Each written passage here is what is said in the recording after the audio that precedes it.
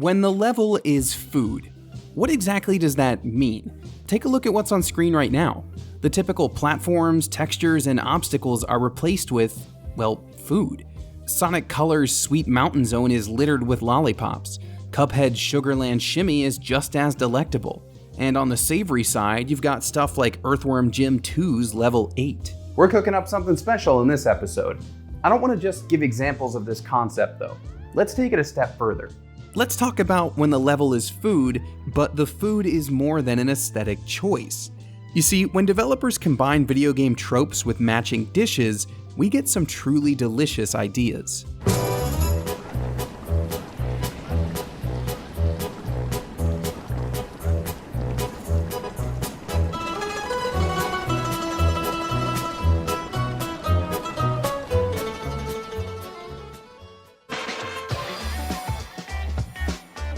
Now, I could just as easily talk about how video game levels tend to be lumped in with the elements. That trope is also pretty self-explanatory. Zelda has its fire and water temples. My obligatory Soulsborne reference requires me to mention the likes of poison swamps and snow-covered castles. Again, I could go on and on. Here's the thing. When you combine the food level with the elemental level, you get something much more motivating. All those things you've come to expect from the stereotypical levels feel fresh, for players and developers alike. That's the secret ingredient. That's a recipe that really works. I swear I won't be making these jokes the whole time. So let's pick 3 elements or biomes to talk about. I'm gonna go with fire, ice, and desert. And for our foods, we'll talk about hot, cold, and cheese. The 3 food genders. How about a little soup to start? Super Mario Odyssey's Luncheon Kingdom is the level that originally inspired this video, so I've been marinating on the idea for a while.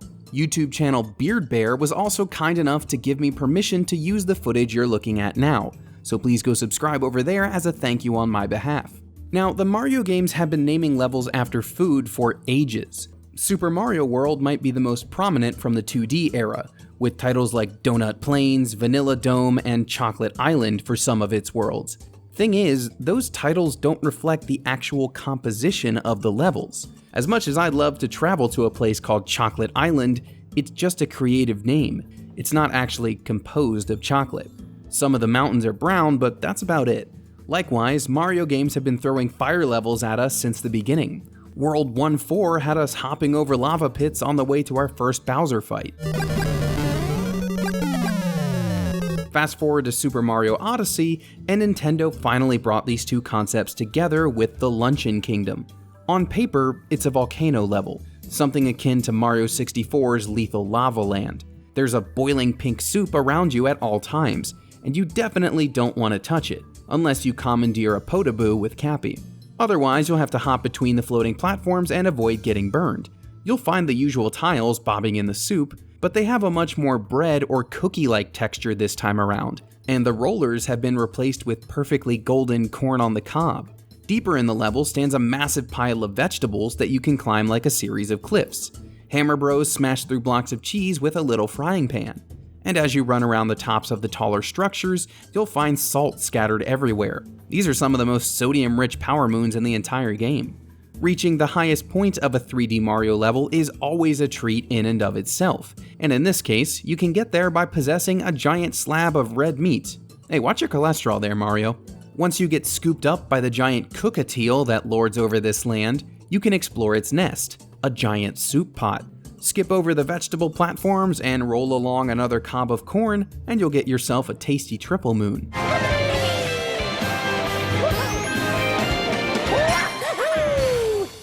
Now, there's still more fun to be had in Luncheon Kingdom, but I think we're about ready to move on to the next course. Ha, course.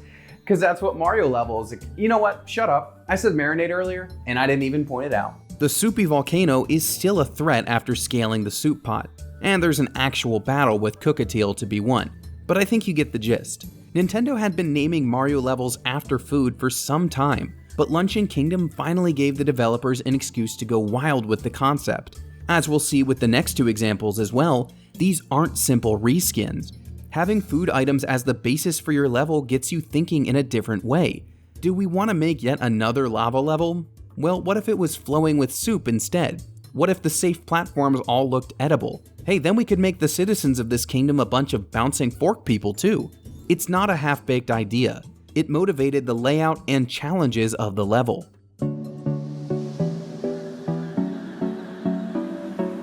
Now we'll move on to the game you saw on the thumbnail. I could easily spend this whole video praising Astro Bot. It's so much more than a fan-service-y journey through PlayStation history, although admittedly I am a sucker for how the game does that stuff, and it does play a small part in the point I'm making here.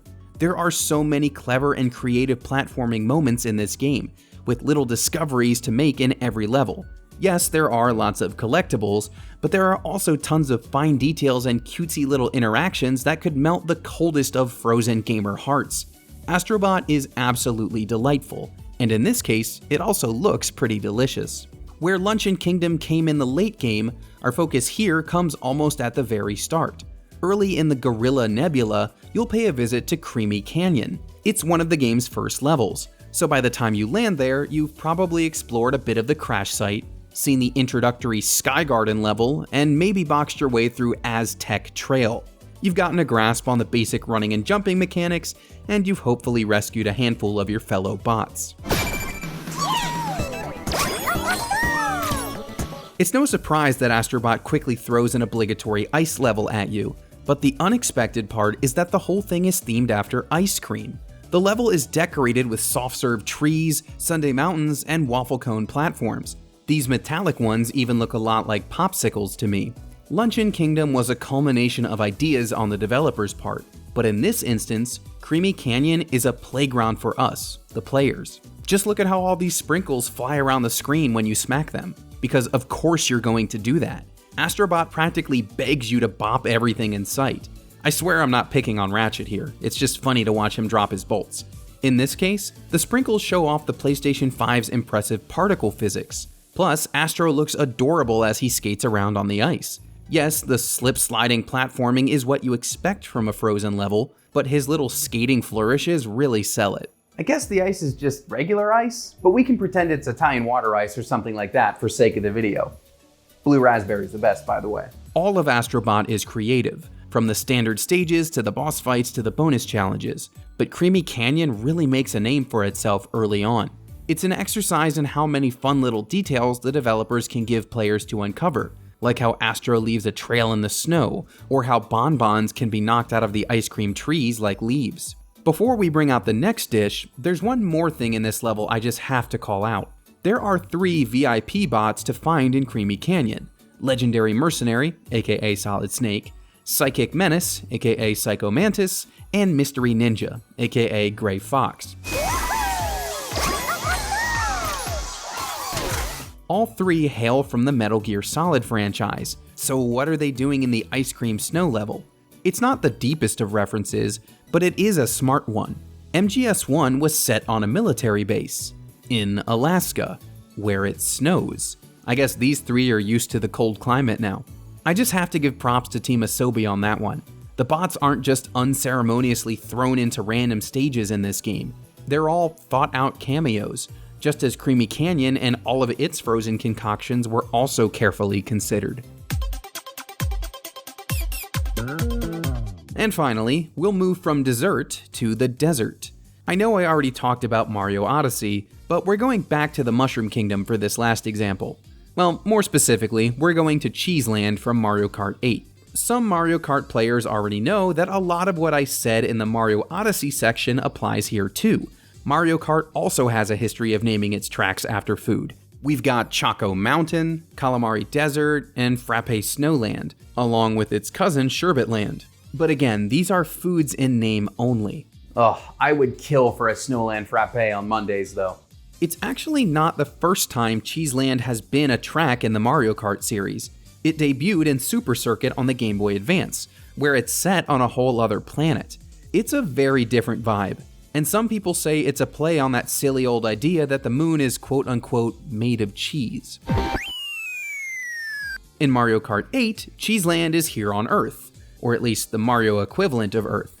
This time, it's a desert track that sees players racing through canyons and over cliffs, with lots of those glider and anti-gravity sections that Mario Kart 8 is known for. Now, I'm not sure what led Nintendo to mix cheese with a desert setting. Maybe it's the similar color or the fact that some cheese crumbles like rocks. Whatever the reason, it works. Blocks of cheese do make for strangely believable rock formations, and if you look out into the distance, you can even see buttes that look like pizza slices. For a desert track, it does look pretty appetizing. Maybe that's why chain chomps are also hanging out around here. But as I said at the top, this isn't just about aesthetics. Luncheon Kingdom is a culmination of ideas, Creamy Canyon is a playground, and Cheeseland has a distinct gameplay hook that really seals the deal for these dairy products. Mario Kart players know that you have to take every advantage you can to win each race. That includes items, drifting, and tricks. That last one is key here. By hitting the R button as you launch from ramps, knock into spin boost pillars, or hit other little bumps in the road, you'll give yourself a speed boost. Every track has these quirks, but the ones in Cheeseland are perfect. They're the holes in the cheese. These little divots are spread out all over the road, giving players tons of opportunities for little boosts. Not only does this track reinvent a previous one with a totally new setting, but it also makes that setting work in ways that really synergize with how Mario Kart 8 players want to race. Hopefully they're not lactose intolerant. We've had 3 courses in this video, and each one takes the idea of a food level a step further. It's not enough to reskin a stage with something sweet or salty, nor is it enough in many cases to simply theme your level after a particular environment. But there is some real magic in combining these 2 tropes together. We've looked at a lava stage filled with hot soup, a snow level covered in ice cream, and a desert track made out of cheese. In every case, the pairing of food and its respective environment led to really creative ideas. Super Mario Odyssey's Luncheon Kingdom finally let Nintendo take a stage with a food name to the next level, with platforming challenges themed around the shape and texture of the ingredients. Astro Bot's Creamy Canyon showed off the technical capabilities of the PlayStation 5 while giving players a tasty toy box to play around in. Mario Kart 8's Cheeseland made a less obvious combination work well, with the added bonus of cheese holes that lean directly into the way Mario Kart is played. And yes, I do realize that 2 out of my 3 examples here are from Nintendo games, so by all means, suggest some more in the comments. Either way, I hope you enjoy this look at a concept I've been considering for years, but never really wrapped my head around until now. Pairing up a style of food with an elemental level design really works. You might say it's a perfect recipe. I had to get at least one more cooking joke in there, right?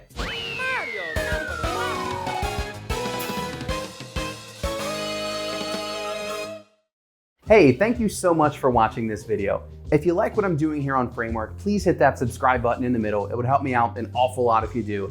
And if you want to see what I've already cooked up, not another joke, I say that every time here at the end, you can hit that link on the far left. Thanks for watching, and I'll see you next time.